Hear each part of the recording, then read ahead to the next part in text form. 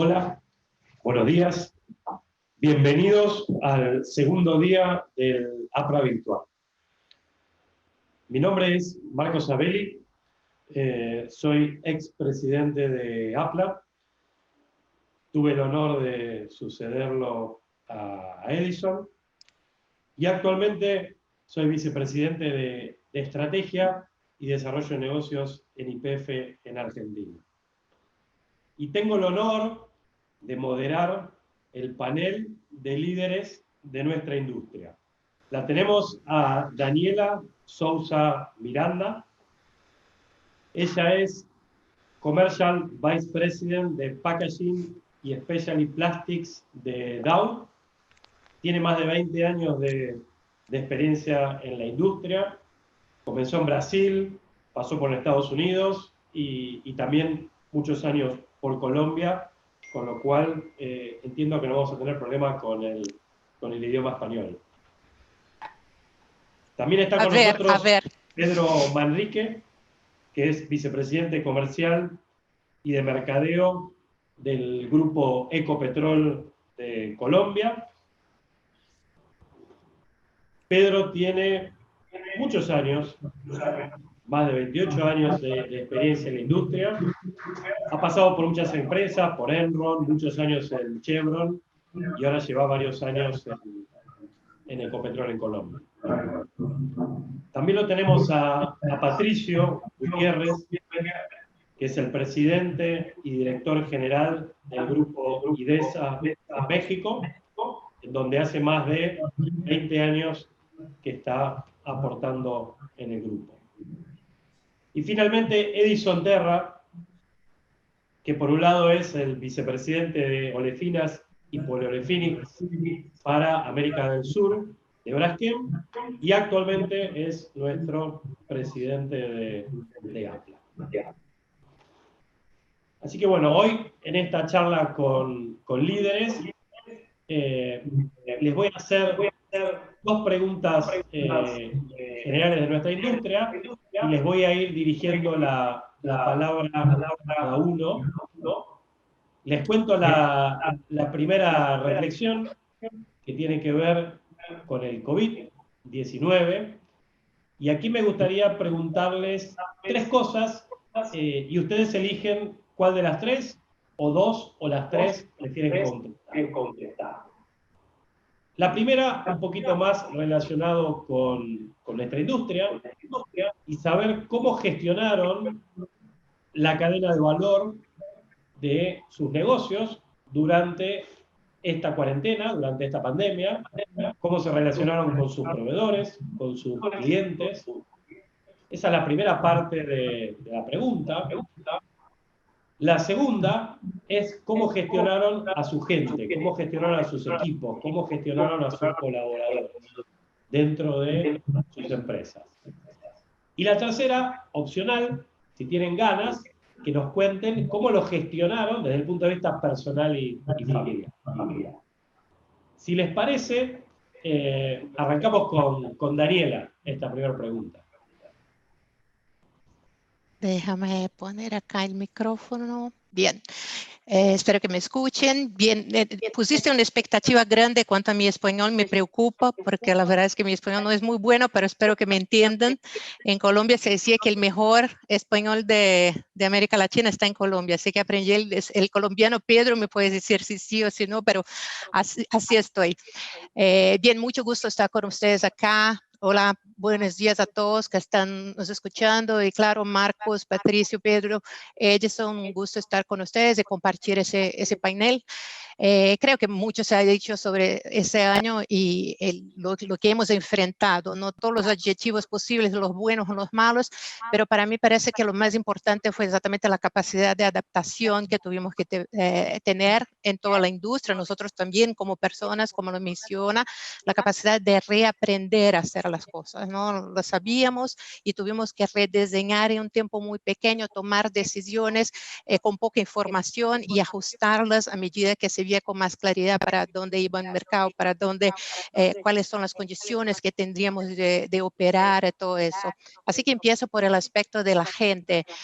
Nosotros como una compañía multinacional, la verdad es que tuvimos de una cierta forma el beneficio de aprender mucho de otras regiones y ver un poco de cómo había aprendido Asia y después Europa en cómo mantener las operaciones de una forma segura, que la gente nuestra estuviera seguro y que al mismo tiempo nosotros que estamos en una cadena absolutamente esencial que provee los alimentos, el transporte, los productos de limpieza, productos médicos para todas otras cadenas, estuviéramos en condiciones de operar y mantener esas cadenas operativas. Y ahí hemos desarrollado procesos distintos en cada una de las regiones, aprendido también sumado con restricciones gubernamentales que son muy distintas de país a país y ajustándonos a lo que teníamos en términos de personal. Obviamente, algunas de las personas que teníamos en nuestras plantas las afastamos por el tema de grupo de riesgo, por edad, por enfermedades que tenían. Entonces, teníamos grupos más restritos, pero que tenían que operar y reaprender cómo hacer su propio trabajo. Las preocupaciones principales desde un primer momento fueron tres. Bien, la primera es que la detección es la primera línea de defensa, ¿no? Entonces, tener los medidores de temperatura, tener los testes, evaluar los síntomas, afastar a las personas que tuvieran cualquier síntoma o que pudieran ser un riesgo para sí mismo, para los otros, para la operación. El otro, implementar todo el tema de equipos de protección personal, el distanciamiento social, y con eso cambiar procesos, porque ya el cambio entre turnos ya no era lo mismo, porque tenía que tener un distanciamiento, entonces lo empezamos a hacer de una forma electrónica. Los grupos de trabajo eran más pequeños, entonces también se quedó más vulnerable en términos de impactos productivos a medida que avanzábamos. Y claro, todo el tema de saneamiento, todo el tema de protección, lavar las manos, cuidar el local de trabajo, muchas de esas acciones que se fueron implementando para que pudiéramos seguir operando. Les puedo decir que avanzamos mucho y que nos sentimos muy seguros de la forma que estamos operando hoy, pero obviamente es una operación más vulnerable de la que teníamos en el pasado y eso hay que reconocer y creo que todos compartimos lo mismo. Pero al aspecto de las oficinas, nuestras oficinas desde marzo, todas las oficinas de América Latina están cerradas, no volvimos a operar, estamos 100% trabajando virtuales desde todas las funciones, no tenemos la intención de volver aún este año, esa no es una decisión corporativa, no se toma desde la casa matriz, se toma desde cada uno de los países de América Latina y lo que vemos es que aún no tenemos condiciones de volver de la forma con que trabajábamos antes y de cualquier forma el trabajo, y en algún momento lo hablaremos, pero el trabajo futuro no va a ser también lo mismo que tuvimos en el pasado. Así que por ahí ajustamos, yo quería decir, nosotros tenemos en la página de Dow en www.dow.com un guía de nuestro retorno a las actividades de trabajo con muchas de las cosas que hemos aprendido y también está ahí con el objetivo de recibir retroalimentación y que aprendamos juntos. Ese es un momento que nosotros nunca hemos pasado, ninguno de nosotros, no hay competencia ahí, lo que hay es tratar de aprender de la mejor forma y de la forma más colaborativa posible, como nosotros nos ayudamos a mantener nuestras cadenas productivas y más que todo, como aprendemos entre nosotros, cómo mantener nuestra gente segura. Muchas gracias, Daniela. Le doy el paso a Pedro. ¿Recuerdas la pregunta, Pedro? Muchas gracias, Marcos. Para mí es un honor ser parte de este distinguido panel con Edison, con Daniela, con Patricio. Y quiero agradecer a Manuel y a su equipo por esta impecable organización. Realmente creo que esto es una muestra más de cómo nos podemos adaptar muy rápidamente, absolutamente todos, a la nueva realidad y no permitir que el cambio en el entorno evite que nosotros hagamos las cosas. Yo creo que es la mejor muestra de lo que vemos hoy en día. Estas aplicaciones funcionan perfectamente y las instrucciones que nos han dado han sido impecables. Bueno, yo voy a tratar también de contar un poquito algo similar a lo que compartió Daniela con nosotros de qué pasó dentro de Ecopetrol y su grupo. Y lo primero que todo que quiero decirles que realmente nadie estaba preparado para esto, pero creo que en algún nivel todos teníamos mucha preparación porque todas las compañías pues han diseñado y tienen protocolos para emergencias. Y obviamente en el momento en que surge todo esto inesperadamente y en una magnitud pues que nadie esperaba, todos teníamos un plan de negocios que queríamos desarrollar durante el 2020, pero las circunstancias nos cambió absolutamente todo. Entonces tuvimos que desarrollar nuevos protocolos, ¿sí? Ajustar los protocolos que ya teníamos y activar ciertos comités que nos permitió muy rápidamente tomar decisiones. Dentro del grupo Ecopetrol se activaron 3 comités, el comité de HSE, el comité de negocios y el comité directivo diario extendido. Nosotros tenemos un comité directivo que se reúne todos los lunes y lo que hicimos fue hacerlo extendido a nuestras filiales y nos reunimos diariamente precisamente para poder entender muy rápidamente qué teníamos que hacer. Nosotros veníamos preparándonos con una transformación muy profunda dentro del grupo Ecopetrol y habíamos hecho muchos cambios. 13,000 empleados, 25,000 contratistas que muy rápidamente nosotros, antes de que el gobierno tomara decisiones, nosotros fuimos a un aislamiento preventivo y las personas que no eran indispensables, pues definimos quiénes tenían que estar, hacer presencia en alguna ubicación dentro de las instalaciones nuestras y definimos lo que llamamos el mínimo vital para poder mantener la continuidad del negocio. Y para esto, pues fue necesario diseñar una cantidad de cosas adicionales. Entonces, el mínimo vital se aplicó a los campos de producción, a las estaciones, a donde se manejan los ductos, a las refinerías, a los terminales y a los puertos. Colombia entró en un lockdown severo, ¿sí? En un aislamiento total el 22 de marzo y una semana antes Ecopetrol y todo su grupo ya estaba en aislamiento. Yo personalmente regresaba del IP Week de Londres, regresé el 1 de marzo y llegamos y al otro día nos confirman que una persona que estaba en un almuerzo con nosotros había estado positiva de COVID. Por supuesto, inmediatamente no hicimos aislamiento, se reportó y yo estoy en aislamiento trabajando desde mi casa desde el 1 de marzo. Y esto es un ejemplo de cómo nosotros teníamos ya unos protocolos definidos donde teníamos que reportar, teníamos que tomar las precauciones del caso y así paulatinamente pues se fue funcionando en medio de toda esta nueva realidad y en esa forma gestionamos nuestra gente. Nuestra prioridad siempre es la seguridad y la salud de nuestra gente. Y lo que nos ha permitido es que de las oficinas, de los 13,000 empleados, 9,000 empleados están todavía trabajando remotamente en sus casas y tuvimos que muy rápidamente acondicionar el sitio de trabajo de todas estas personas en su casa de tal manera que no incurriéramos en un riesgo ergonómico y tuviéramos que el riesgo que ya se había manejado dentro de las oficinas se fuera a trasladar al nuevo sitio de trabajo. Entonces, muy rápidamente tuvimos que acondicionarnos a esto. La conectividad ha sido maravillosa, lo hemos podido manejar los negocios. Tuvimos que desarrollar un protocolo de pruebas precisamente para los cambios de turnos en las operaciones.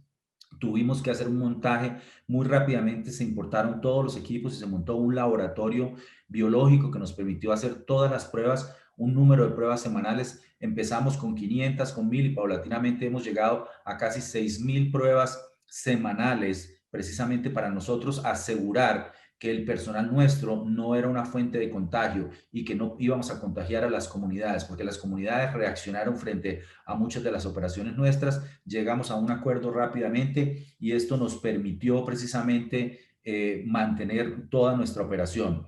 Obviamente la demanda nos impactó muchísimo. Las refinerías tuvimos que reducir la capacidad de las refinerías, bajaron a un 50% y ajustar a la demanda local. Colombia duró 5 meses en un aislamiento preventivo muy profundo y esto afectó muchísimo la demanda y afectó muchísimo la economía. Y obviamente a partir del mes, a finales de agosto, se empezó muy paulatinamente y lo que hemos visto es que la demanda ha vuelto, la demanda de gasolina, que bajó un 70%, hoy en día regresó al 100% de los niveles que habían antes de la pandemia. En diésel, nosotros bajamos más o menos un 50% y estamos en un 86%. Y en el jet, para todo el tema del combustible de aviación, estábamos en un 10%, y ahora estamos en un 50%. Entonces, realmente, en la medida, fue muy profundo el cambio, nos ajustamos, el peor mes fue el mes de abril, y muy paulatinamente la recuperación se ha dado hasta llegar a los meses de septiembre, octubre, donde octubre realmente nosotros hemos vuelto a recuperar casi todo. Nosotros no vamos a volver a la oficina durante este año, pero sí empezamos un programa piloto para poder adaptar las oficinas, porque hay un protocolo. Las ciudades nuestras, cada alcalde tiene la posibilidad de diseñar un protocolo de... ¿Por qué? Porque el transporte público tiene restricciones, entonces hay ciertas restricciones todavía dentro de las ciudades y hay que acomodarnos. Y nosotros, el hecho de que hayamos podido probar que podemos funcionar y podemos manejar el negocio remotamente, lo hemos tratado de mantener, pero estos pilotos hacen que probemos y tengamos lecciones aprendidas para aplicar a partir del año entrante. En el 2021 vamos a regresar a las oficinas solamente un 25% del tiempo. Eso quiere decir que nosotros vamos a ir 1 o 2 días a la semana, y ya nos dimos cuenta que no necesitamos todo este espacio de oficinas y queremos ser mucho más eficientes. Nos hemos enfocado muchísimo en el tema de costos. En el tema de costos, inmediatamente nosotros aplicamos el freno, hicimos una resanción del presupuesto. Fuimos la primera compañía de la industria en que salió al mercado a hablar de una resanción de un presupuesto. Resancionamos el presupuesto, resancionamos el plan de negocios, pusimos el freno, y obviamente en términos de actividad de trabajo teníamos 3,000 frentes de trabajo en todo el grupo Ecopetrol antes de la pandemia, y bajamos a 250. Pero paulatinamente hemos regresado poco a poco y hemos tenido un impacto en absolutamente todos los negocios. En el negocio de combustibles, en el negocio de crudo, de exportaciones de crudo, pero las exportaciones a crudo las hemos aumentado precisamente porque al bajar la carga a las refinerías, pues logramos tener unos excedentes que logramos exportar. Y en el tema de petroquímicos, las demandas fueron muy diferentes, precisamente para poder generar todos estos nuevos elementos de protección personal, todo el tema de solventes, todo el tema de alcoholes, todo lo que fueron elementos de aseo, pues eso disparó ciertos consumos que fueron positivos, pero ciertas, sobre todo los plásticos de un solo uso se dispararon, pero todo lo que es duradero tuvo un bajón muy grande en la demanda. Entonces, poco a poco tuvimos que ajustar no solamente el personal nuestro, acondicionarnos a las nuevas condiciones, al nuevo entorno, pero adicionalmente también cómo nos relacionamos nosotros frente a todos nuestros proveedores. Afortunadamente, el gobierno decretó desde el comienzo que esta es una industria esencial, de tal manera que nosotros podíamos funcionar y nosotros teníamos permiso especial para poder trasladarnos por todo el territorio nacional. Sin embargo, había muchas restricciones porque precisamente no podíamos ser fuente de contagio para aquellas zonas donde realmente nunca ha llegado el virus. Y básicamente eso es un resumen de lo que hemos podido nosotros hacer desde el punto de vista de las personas, desde el punto de vista de todas nuestras facilidades y desde el punto de vista de la industria nuestra dentro de Colombia. Muchas gracias, Pedro. Muy claro. Patricio, ¿quieres contarnos cómo lo vivieron en IDESA y en México? Mira, ahora sí que después de la excelente explicación que dio Pedro de Ecopetrol, voy a intentar realmente adicionar algunas de las acciones que tomamos nosotros en México en IDESA respecto a la pandemia y al COVID, porque prácticamente tanto lo que dijo Daniel como lo que ha dicho Pedro, pues son acciones bastante similares. Nosotros en particular iniciamos de igual manera con acciones preventivas antes de acciones que implementó el gobierno, tanto en la Ciudad de México, donde tenemos nosotros el corporativo, como en los diferentes sitios de trabajo, ¿no?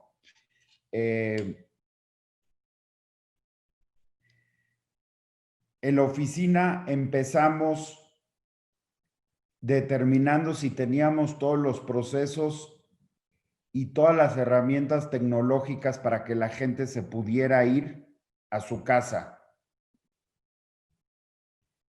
Ya una vez que determinamos que estaban los sistemas y que la gente podía trabajar virtualmente o podía trabajar desde casa, empezamos paulatinamente con cada uno de los equipos directivos a que determinaran cómo se iban a ir sus gentes a la casa y cómo iban a operar. Esto fue más o menos a mediados finales de marzo. Y desde entonces la mayoría de la gente ha operado remotamente desde su casa. Por otro lado, una de las principales acciones que tomamos desde el inicio fue si vamos a dejar que personas trabajen desde su casa, pues va a haber operadores que van a estar en sitio trabajando. Entonces, para nosotros fue fundamental asegurar o tener toda la seguridad de los activos, ¿no? Que operen de manera segura, porque para nosotros, pues lo más importante es la gente. ¿Y cómo nos vamos a asegurar que la gente que está operando en los sitios de trabajo esté segura? Pues teniendo todos los protocolos de seguridad in place, para esta situación en la cual estábamos viviendo, que era operar remotamente. Gentes administrativas de sitios ya no iban a estar ahí, los diferentes turnos iban a seguir operando, pero pues era algo nuevo para todos. Entonces fue muy importante asegurar que todos los protocolos de seguridad podrían funcionar estando operando la gente administrativa o la gente no presencial desde un lugar remoto. Para eso nosotros fue muy importante, y lo logramos hacer paulatinamente entre, repito, mediados de marzo a finales de marzo. Ya sabíamos que teníamos todos los procesos de seguridad implementados, independientemente de dónde estuviera la gente operando, iban a funcionar. Y desde entonces así ha estado operando. En México ha habido, como creo en otras partes del mundo, diferentes semáforos, y según los semáforos es si puedes regresar presencialmente a tu lugar de trabajo o no, o qué porcentaje puedes regresar presencialmente. Hoy en día en la Ciudad de México y en otros estados, al llegar a un semáforo amarillo, puede regresar el 30% de la gente con muchas medidas de seguridad, las cuales nosotros ya implementamos todas desde hace mucho tiempo. Sin embargo, no logramos llegar a semáforo amarillo en los diferentes sitios, y todo lo contrario, estábamos en algunos lugares en semáforo naranja y ya volvimos a semáforo rojo. Sin embargo, todas las medidas y todo el acomodo en las diferentes oficinas ya está implementado. Nosotros en el corporativo lo que hemos hecho es tener reuniones presenciales, evidentemente con todas las medidas de seguridad, no más de las personas que se permiten en una sala de juntas, procurar que haya ventilación de las mismas salas, el tiempo es mucho más limitado de la permanencia, pero sobre todo para poder tener esa, que nosotros consideramos muy importante, esa conversación informal. That informal conversation. Todos nos dimos cuenta que la We tecnología all realize funciona muy bien. that technology Creo que nos works. obligó a tomar decisiones que siempre habíamos estado indecisos en si las aplicábamos o no, como es el trabajo en casa o el home office. Y bueno, pues nos dimos cuenta que sí funciona. Y pero esa conversación informal que tiene uno en una junta de trabajo, en una conversación de pasillo, consideramos que es fundamental, y por esa razón, repito, con todas las medidas de sanidad y seguridad necesarias en los diferentes sitios de trabajo, estamos teniendo reuniones, y yo a veces cito a un director un día en la oficina, para tener una reunión de 1 hora, para ver pendientes muy específicos, para tener una conversación informal, y a su vez ese director tiene reuniones con algunos de sus gerentes o sus equipos, igual con límite de personas. Pasándome un poco a cómo pues, se gestionó la cadena de valor, yo diría que dependió mucho de los clientes o al sector que van los diferentes productos que comercializa Grupo IDESA, que produce Grupo IDESA o que transporta Grupo IDESA, porque repitamos que Grupo IDESA tiene la división de petroquímica donde compramos materias primas, las transformamos y vendemos materias primas. Tenemos nuestra división de distribución donde compramos y vendemos, y tenemos nuestra división de logística.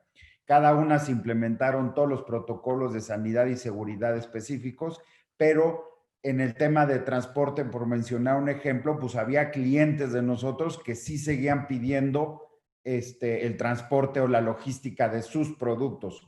Entonces, pues ahí se gestionó de una manera. En el tema de distribución, ahí como ya lo mencionó tanto Daniel como Pedro, pues hubo un incremento importantísimo en el sector de médico, en el sector de sanidad, por todos los diferentes productos que van al tema de sanitización. Entonces, ese gestionó de una manera. Y en la división petroquímica, pues dependió mucho de cada uno de los sectores a los cuales nuestros productos van. Definitivamente, aunque nosotros fuimos nombrados como industria esencial y no tuvimos que parar nuestras operaciones, llegó un punto donde clientes que no eran esenciales, pues sí, se elevaron sus inventarios, detuvieron sus operaciones y al final pues tuvimos que dejar de venderles a esos clientes y nos obligó ordenadamente a bajar la producción de las diferentes plantas que tenemos.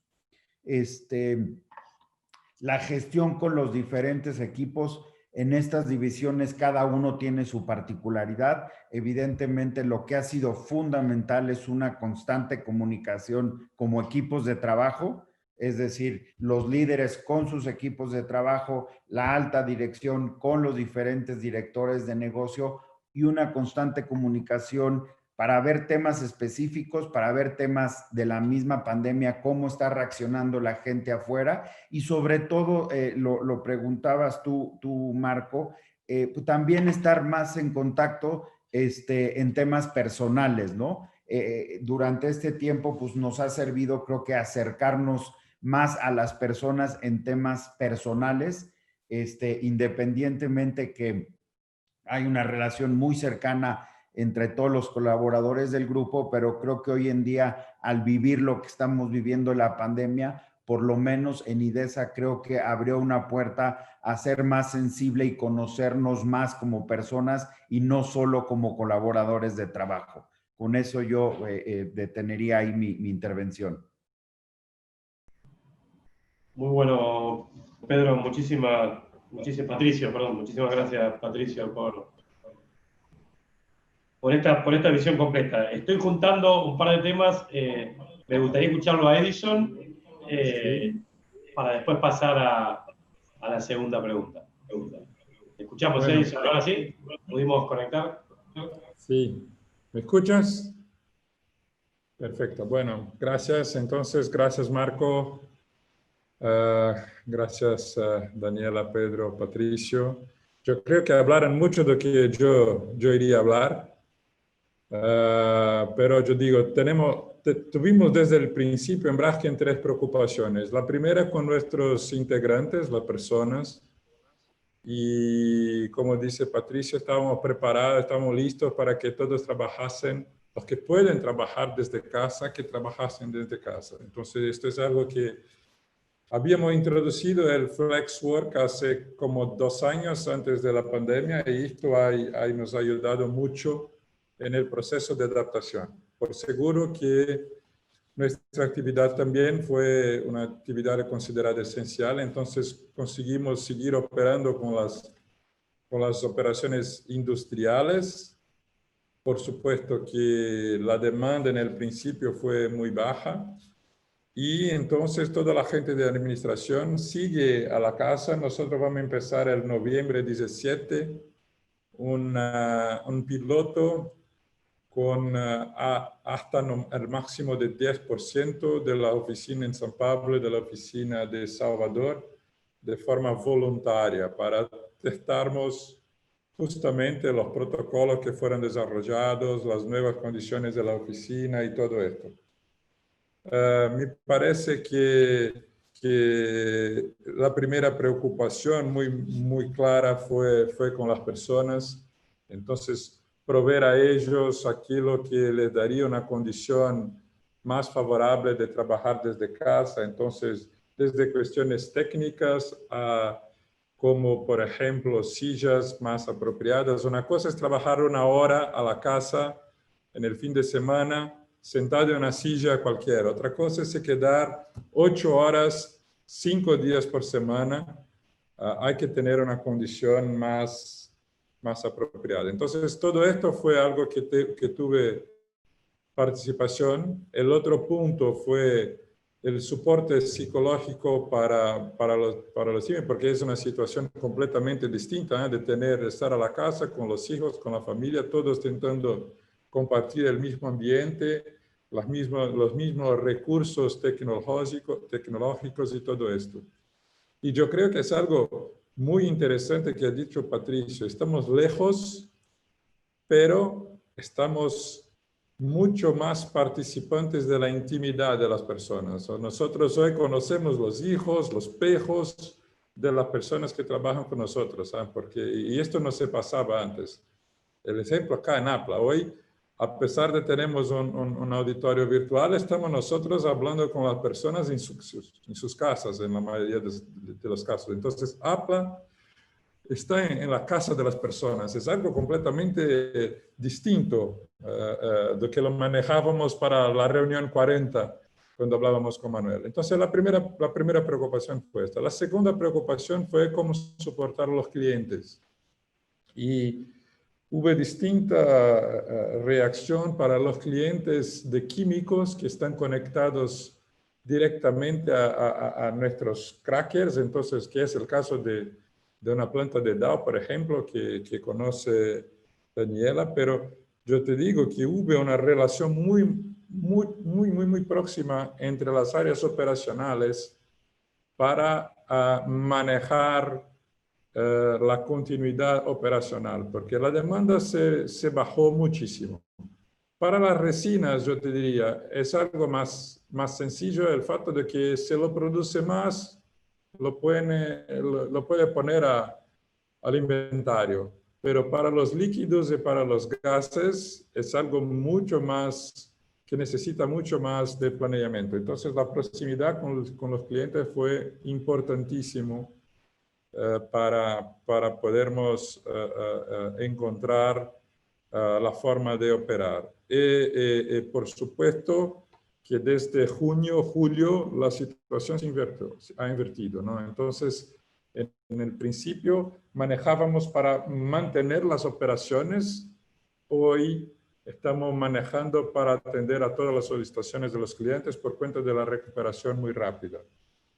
Y la tercera prioridad fue, así como hice Apla y yo estoy seguro que todas las empresas, fue cómo podemos como compañía cumplir el deber social de apoyar el combate a la pandemia en las regiones donde podemos tener influencia. Entonces, esto se pasó con Braskem en todas las regiones donde tenemos operaciones en Brasil. Esto se pasó en México, en Estados Unidos, en Alemania, en Holanda, de hacer la donación de insumos para podermos buscar el soporte al combate a la pandemia. Y yo te diría acá que es algo que parece que nosotros en el día a día no lo notamos, pero que para mí fue muy marcante y muy simbólico, que para podernos ayudar y crear valor con nuestro producto, nosotros necesitamos todo el tiempo de pasarlo antes por algunos de los clientes para que creasen valor. Mira, entonces si voy a hacer un donativo de polietileno, polipropileno, si lo hago, si hace la donación de pellets, no hay nada que se pueda hacer, ¿eh? Pero Se va un cliente, esto se transforma en dispositivos con mucho más valor, como paquetes para productos de limpieza y de higiene, o las máscaras de protección y todo más. Entonces yo creo que fueron los tres principales focos de actuación, y seguramente una parte significativa de lo que tenemos hoy va a se quedar. Hay aspectos positivos también, porque siento la gente, principalmente en Brasil, mucho más acostumbrada a cumplir los horarios, algo que antes. Entonces este es un buen costumbre que yo creo que yo espero que se quede después que volvemos al tema. Seguro que no tenemos el tráfico, no tenemos el deslocamiento y todo. Entonces, esta es un poco la manera como enfrentamos nosotros la pandemia, Marcos. Muchas gracias, Edison. Muy claro. Recogí algunos de los comentarios de cada uno para armar el comienzo de la segunda pregunta, que es la nueva normalidad, y que seguramente todavía no tenemos claro perfectamente cómo será, pero vamos induciendo algunas cosas, ¿no? Daniela nos decía, desde marzo no vamos a la oficina y seguramente hasta el año que viene no volveremos. Pedro nos contaba que están planificando para el año que viene solo asistir a las oficinas el 25% del tiempo, un par de días por semana, y que seguramente eso implicará reducción de edificios, reducción de espacios. Pero por el otro lado, Patricio nos decía, pero también necesito conectar con la gente y verlos cada tanto, ¿no? Y ahí recuerdo, hay un neurólogo muy conocido en Argentina, que lo tuvimos en un APLA en Buenos Aires, Facundo Manes, que nos decía que el cerebro humano, para que funcione bien, tiene que conectarse con otro cerebro, ¿no? Y la verdad que hablamos por teléfono, nos vemos por video, tenemos mucha conexión, como también nos decía Edison, entramos a las casas de la familia, y querer o sin queriendo conocemos a los hijos porque nos aparecen en los videos, ¿no? Entonces hay un montón de cosas que están dando vuelta y que todavía no están claras, desde que no voy a ir, pero sí necesito conectar, y estoy desde casa, pero estoy mucho en casa, y también me gustaría estar un tiempo en la oficina, con lo cual estamos entendiendo esta nueva normalidad. Y de ahí me surge la segunda pregunta, ¿no? En la cual veo dos derivadas, ¿no? Una es, ¿qué tendencias están viendo ustedes que se están acelerando como consecuencia de este aislamiento, ¿no? Que ha tenido la gente, esta conciencia de la necesidad del contacto, de la necesidad de estar en casa, de estar con la familia? ¿Qué tendencias se están acelerando o ustedes ven que se están acelerando que tienen efecto sobre la industria? Y la segunda, quizás por remarcar una de las tendencias, es cómo ven a la industria en relación a la sustentabilidad, que creo que es una de las tendencias que claramente se está acelerando. Ahí les di una pista de una tendencia que se acelera, pero me gustaría escuchar alguna otra visión. Vamos a hacer un orden distinto para no volver a repetir el mismo orden, así que lanzamos con Patricio. ¿Te parece, Patricio? Y nos cuentas un poco de las tendencias que ven en la industria de la nueva normalidad y en particular el tema sustentabilidad. Claro que sí, Marcos.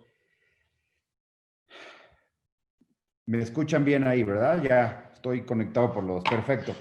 Mira, en temas de tendencias, definitivamente va a haber una nueva forma de trabajar. Eso no tengo la menor duda que no vamos a regresar exactamente de la manera que trabajábamos todos, porque como ya se mencionó, ya se probó que se puede trabajar a distancia. Eso creo que la tendencia que nos va a llevar, y más bien creo que ya es una realidad, es a que vamos a tener más flexibilidad. Como compañías creo que debemos de ser ahora menos estrictos en temas de la presencia de una persona en una oficina. Yo creo que eso es una tendencia y una realidad que se va a tener que aplicar. Al final el reto va a ser, ya a lo largo del tiempo, cómo podemos medir el desempeño de las gentes teniendo esa flexibilidad, por un lado, y cómo prevenimos, y perdón que lo diga así, porque habrá gente que abuse dentro de esa flexibilidad. Entonces, siempre y cuando una persona que se le dé la flexibilidad y trabaja desde su casa por alguna razón justificada y esté cumpliendo con su trabajo, con su desempeño, con su responsabilidad, yo creo que eso nos va a dar una mucho mayor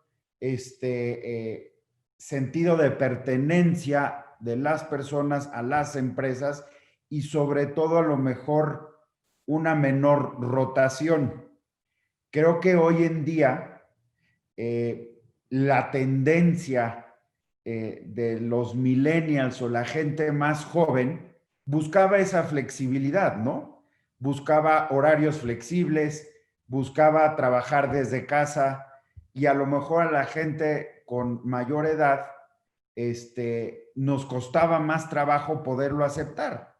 Repito, hoy ya lo vivimos y funciona. Entonces, creo que esa tendencia de los millennials que buscaban mucha flexibilidad, que buscaban el trabajo remoto, que buscaban estar todo el día en t-shirt, y no es que tenga nada en contra de una t-shirt, pero pues menos formalidad en el trabajo, hoy se dio.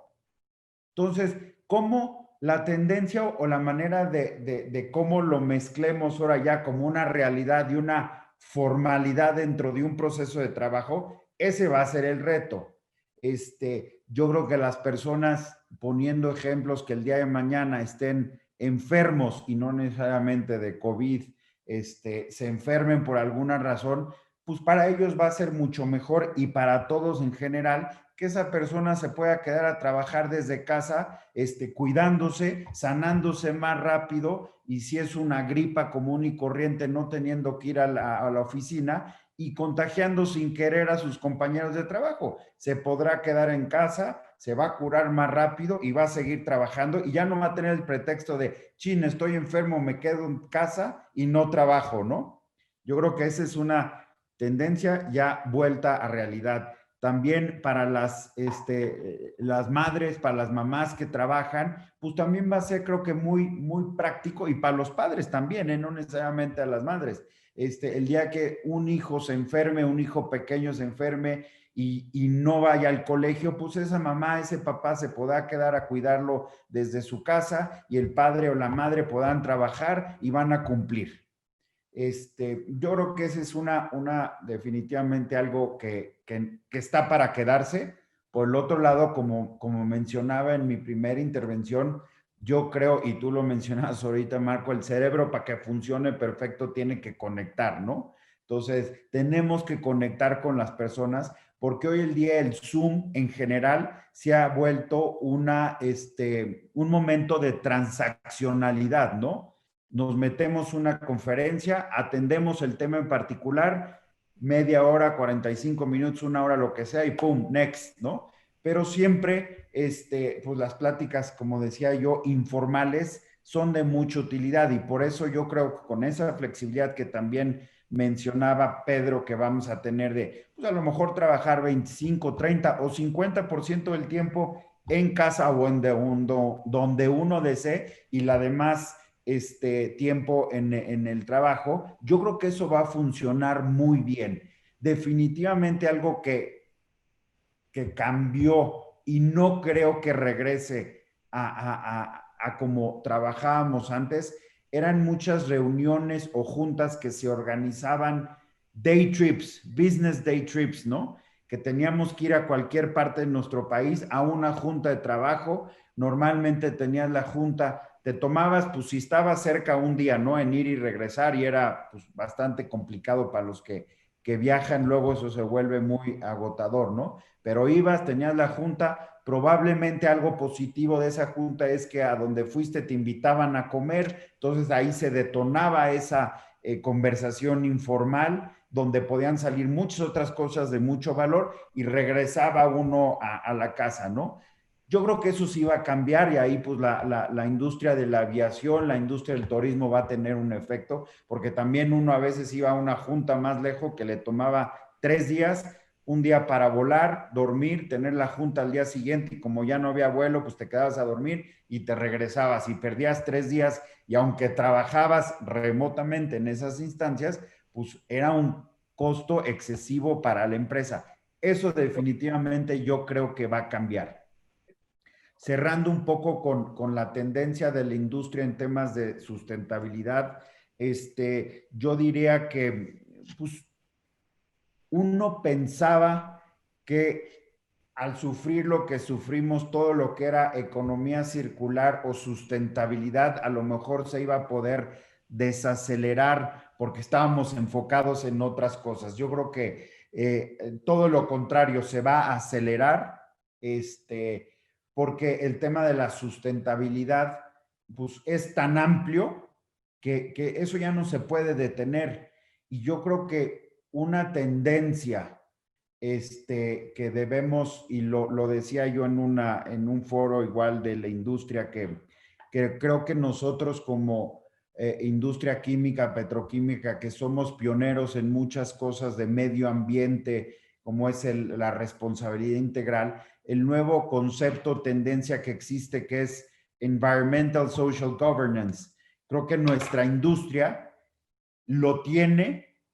Las primeras dos estoy seguro que las tienen las empresas, la industria. La tercera es muy particular de cada una de las empresas, pero creo que también todos los días empresa pequeña, mediano, grande va implementando esa gobernancia, y el mezclar esas tres hoy en día creo que es algo que estamos implementando porque se mezcla y se combina muy bien la parte ambiental, que tenemos nosotros como industria muchos indicadores ambientales o sustentables, que la parte de sustentabilidad se mezcla también un poco con todos los temas sociales, y finalmente la gobernanza. Y vemos que eso es algo que a todos los stakeholders, y en particular a stakeholders o instituciones financieras, cada vez les interesa mucho más ver cómo una empresa puede tener ciertos indicadores clave respecto al ESG,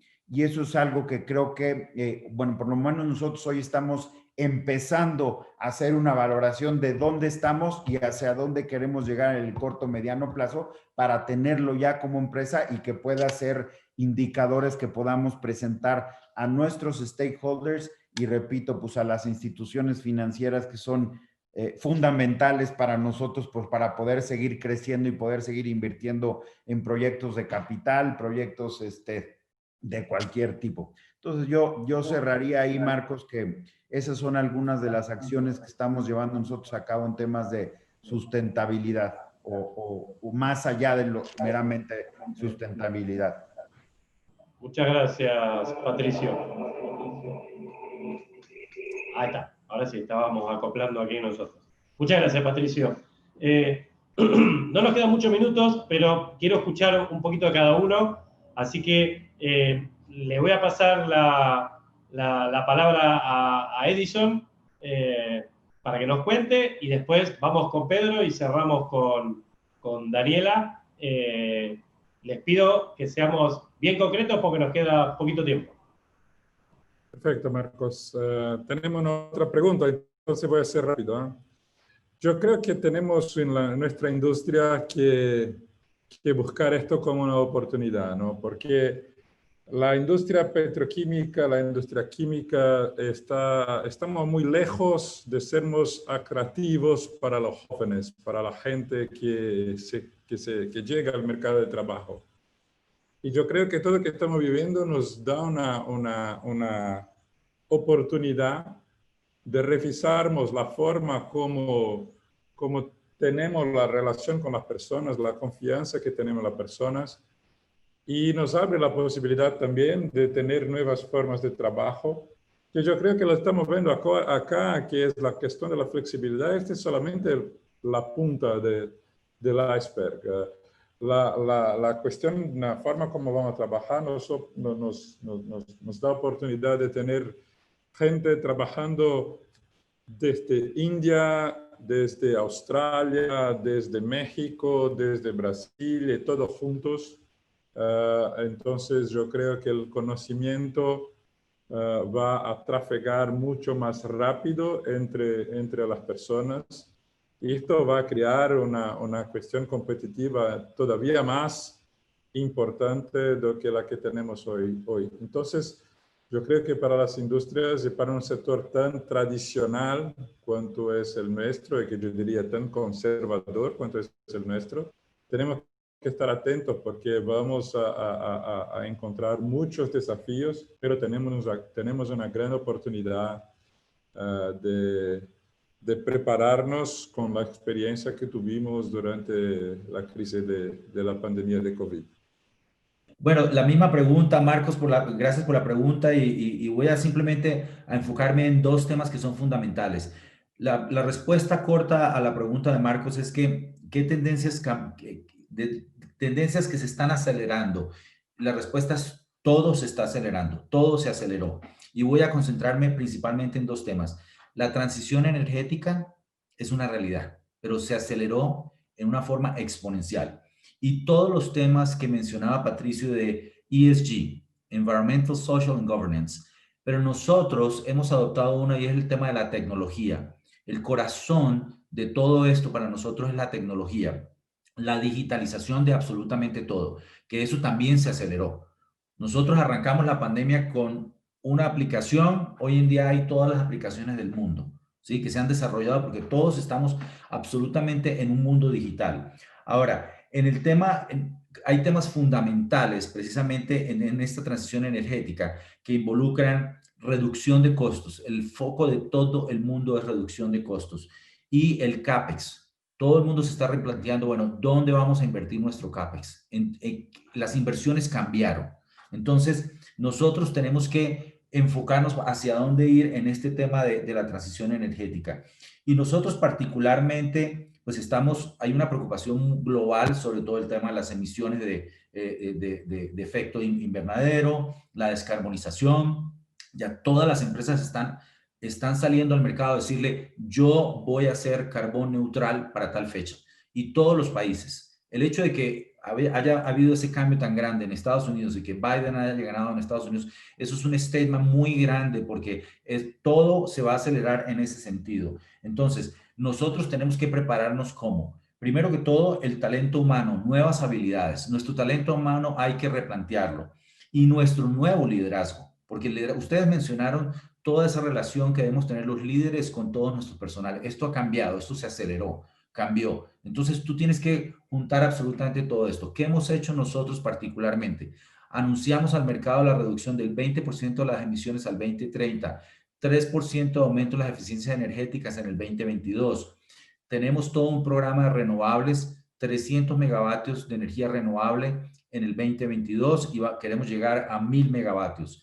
Cero quemas rutinarias o de TEA en el 2030. Un programa gigantesco de inversiones tecnológicas, y volvimos a ser parte del Dow Jones Sustainability Index y del CDP.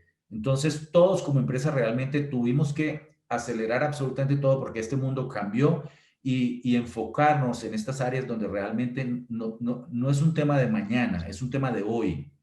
Es un tema de hoy que tenemos que abordar absolutamente todo esto, precisamente porque el 2021, a pesar de que la pandemia no se ha terminado, es totalmente diferente al que habíamos previsto un año atrás. Y termino mi exposición. Gracias. Edison.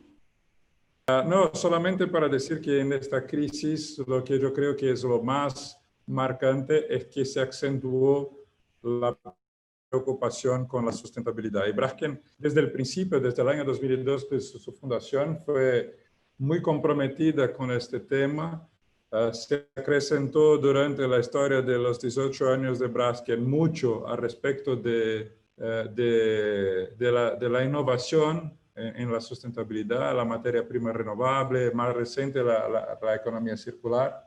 Y hoy estamos lanzando una campaña en conjunto con Braskem y DESA, una campaña global para la neutralidad del carbono en el año 2050. Entonces hay un video cortito que me gustaría compartir con ustedes en avant premiere.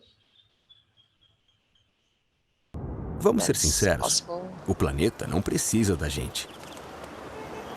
Se a gente sumisse da noite para o dia, ele ia seguir o seu curso normalmente. There is no Nós é que precisamos do planeta.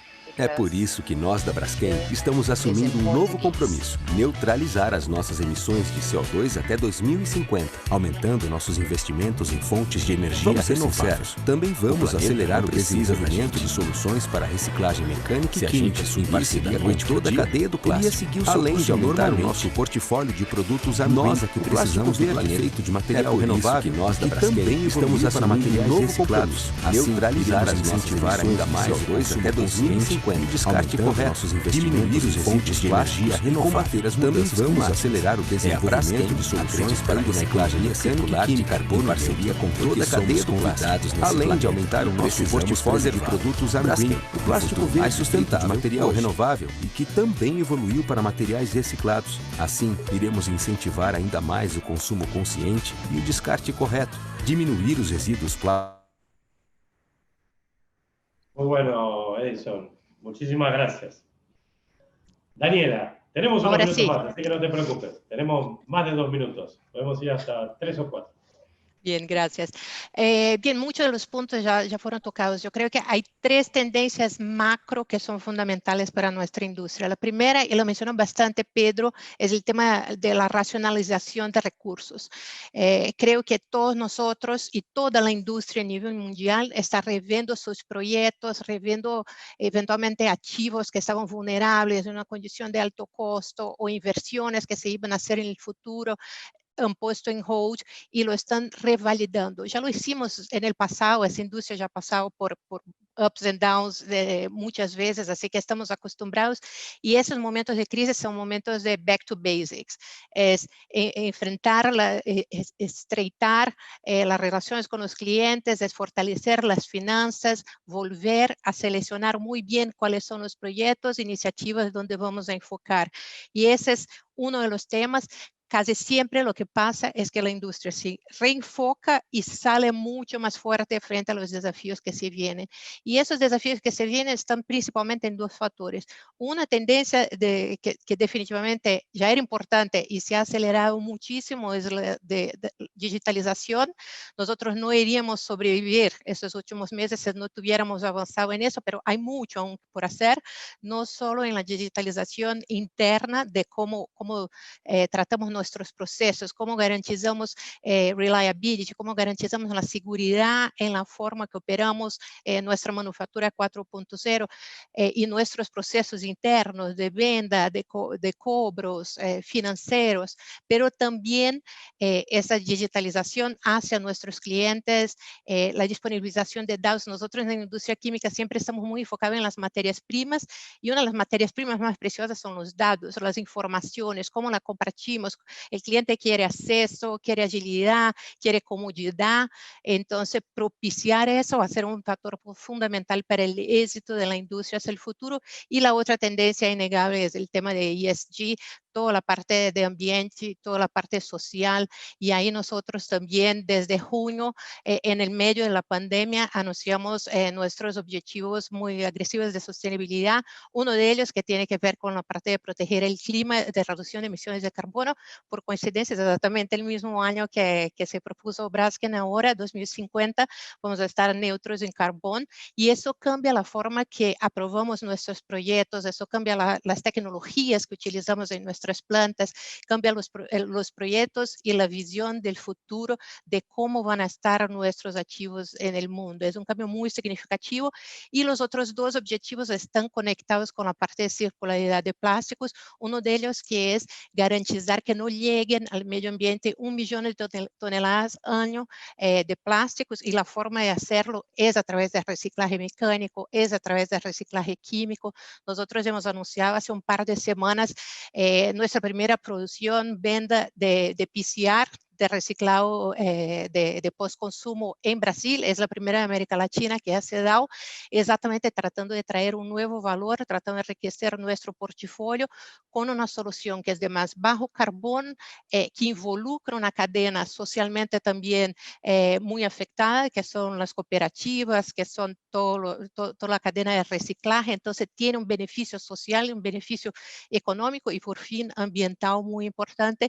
Y el tercer objetivo, que es de close the loop, que es garantizar, y eso es absolutamente clave en la forma que nosotros innovamos en DAO, que es garantizar que en 15 años 100% de nuestros productos van a empaques que son reciclados.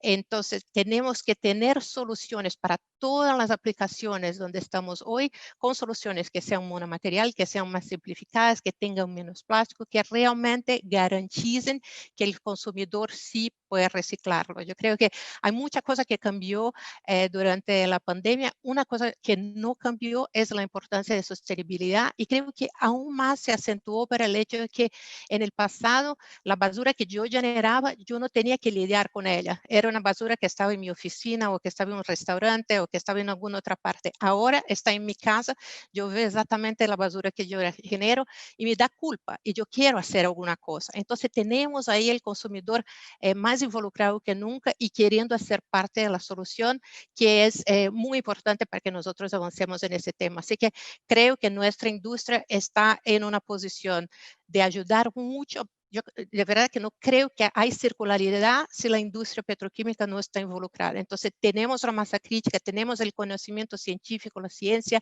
y tenemos las ganas de hacerlo. Así que estamos muy bien posicionados para avanzar en el tema. Gracias, Marcos.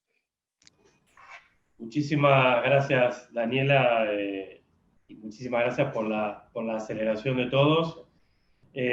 Último minuto para cerrar el panel. Creo que hemos tenido un panel de lujo. Me resumí en 3 ideas, ¿no? Personas en relación a flexibilidad, como decía, me quedé con esa palabra de Patricio. Flexibilidad para las personas, pero flexibilidad también para las empresas, ¿no? Y que van a tener que aprender a manejar esto a distancia por mucho tiempo, ¿no? Así como lo veíamos, y entender el desempeño y ver cómo las personas logran más sentido de pertenencia al valorar esta flexibilidad. Claramente la tecnología, lo digital, los datos, yo siempre cuento el mismo cuento, pero mis padres que están cerca de sus 80 años hoy hacen los pedidos de comida por su teléfono, ¿no? Y bueno, esa es una señal de que si ellos lo hacen, imagínense mis hijos, ¿no? Que viven conectados a un medio digital. Y el tercer punto claramente es la sustentabilidad. Estamos todos mucho más preocupados por el medio ambiente, por las personas, y es algo en lo cual tenemos que poner foco. Por eso nuestro próximo tema en el programa, que es ahora en un ratito, ¿sí? en unos minutos, vamos a hablar de transición energética y neutralidad de carbono. Viene un especialista de IHS, Atul Arya, que nos va a hablar de este tema de transición energética y neutralidad de carbono. Solo mencionarle un agregado que no estaba anotado en el programa, pero para el cierre de esta mañana, luego de la sesión de sustentabilidad, vamos a tener unas palabras del presidente de YPF, de Guillermo Nielsen, y luego vamos a hacer la presentación formal. Edison va a presentar formalmente a nuestro nuevo presidente de APLA para el próximo periodo de 2 años. Nuevamente, muchas gracias, Daniela, Pedro, Patricio, Edison. Creo que ha sido, por lo menos desde mi punto de vista, un excelente panel. Espero que les haya gustado a todas nuestras personas que nos han seguido por las distintas plataformas, ¿no? Tanto Virbela, Zoom y YouTube. Muchísimas gracias. Gracias a ti, Marcos. Gracias a ti, Marcos. Gracias. Gracias, Marcos. Chao, chao.